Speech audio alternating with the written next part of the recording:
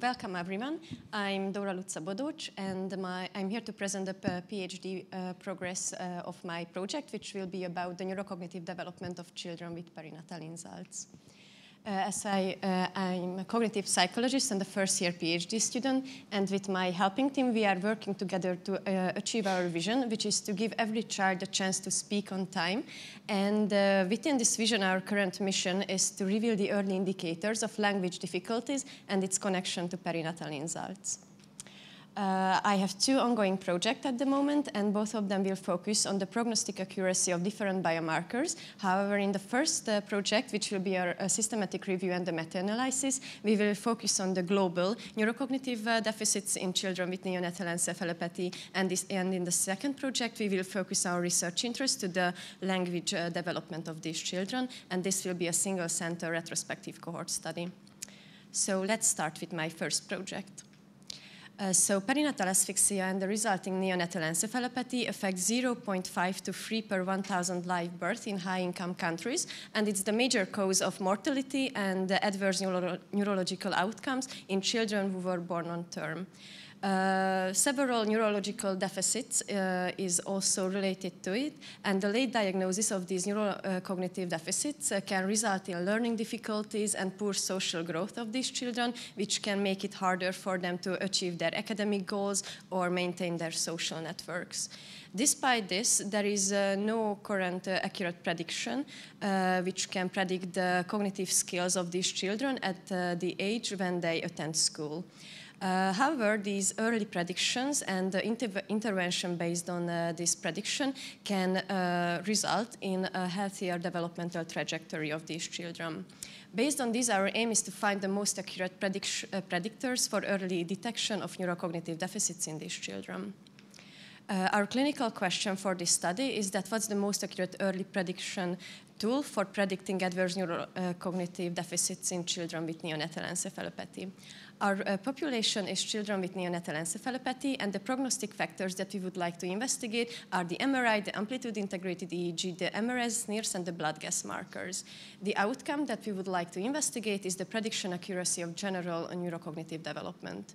Based on the previous studies, our hypothesis is that MRI and amplitude-integrated EEG will be the most accurate markers on this condition.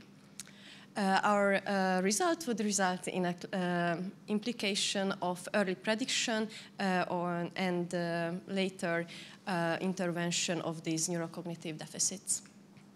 The preliminary research revealed two meta-analyses, but one of them didn't include all the biomarkers that we would like to investigate, and the second one didn't combine the accuracy of these biomarkers, and we would like to do it too. And I have found the Prospero registration, but there were no updates on it since 2022.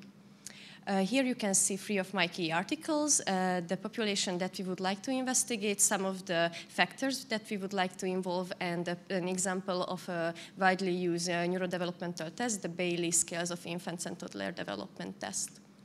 Here you can see my search key. The first domain refers to the population that we are working with. The second one is related to the cognition that we would like to investigate. The third one related to the neurocognitive development. And the fourth one related to the biomarkers that we would like to include. We conducted our search in 3 databases, and you can see the results here.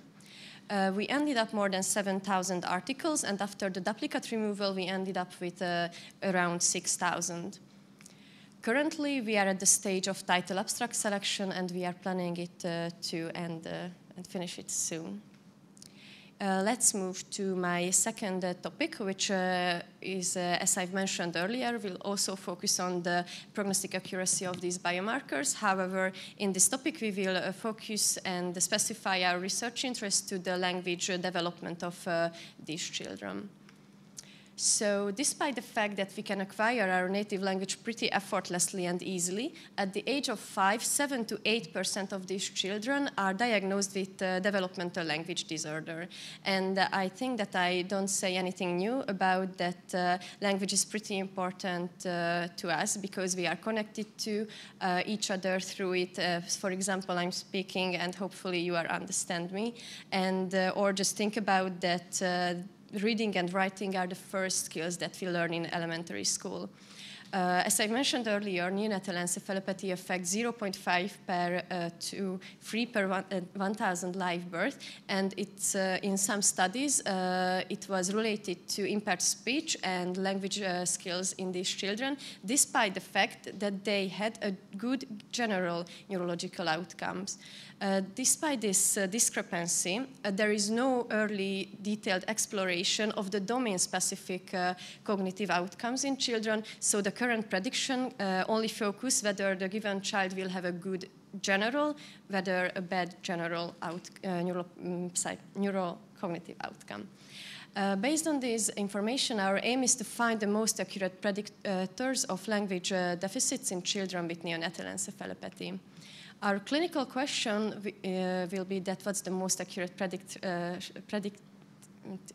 prognostic tool for predicting delayed language development of children with neonatal encephalopathy. Our population is also children with neonatal encephalopathy, and here the factors that we would like to involve in our study are the MRI on an special focus on the diffusion abnormality of the corpus callosum, the amplitude integrated EEG, and the blood gas markers. The outcomes that we would like to investigate are the prediction of language deficits in children with neonatal encephalopathy.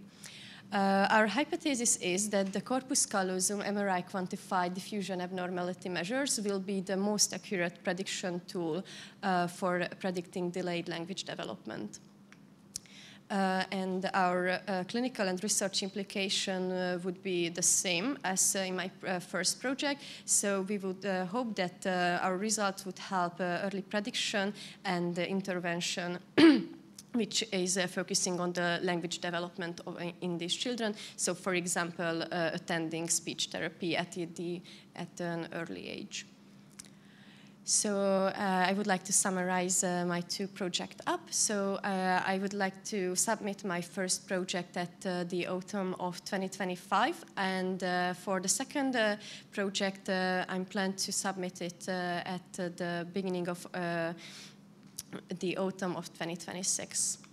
So I would like to end my presentation with a Murakami Haruki note that it's all a question of imagination. Our responsibility begins with the power to imagine. And thank you for your kind attention.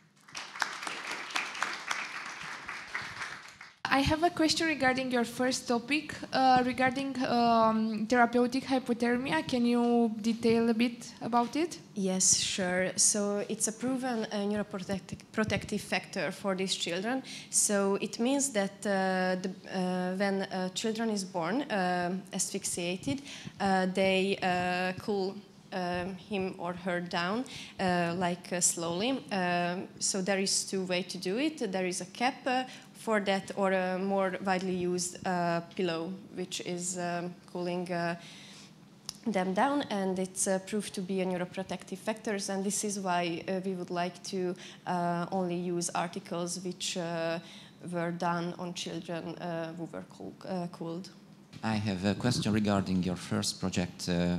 You mentioned that interventions can be made if we can see or predict a neurocognitive development delay. Can you specify a bit what kind of interventions can be done? Yes, as I'm generally interested in the language development in the children, I would make an example on that. So, for example, if we can see on the early predictions that the child, there is a high chance that the given child will have a speech or a language difficulties later on their life, we can recommend to the parents to attend speech therapy, for example, in order to help the child to catch up with their age group team. I would like to ask you regarding your first project. Do you plan on performing subgroup analysis as well? Yes, so there are several options that we were thinking about.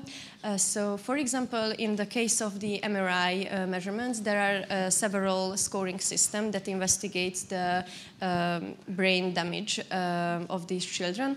And one of the suggestions was that we should compare the different scoring system accuracy in the case of MRI, and as I mentioned earlier, I'm really interested in the language development. So if we would have enough data, we would like to investigate the subscores of these neurocognitive tests, language subscales. About your first project, I would like to ask, you have mentioned the biomarkers, but maybe I missed it, but when will you measure it? When do you plan to measure it?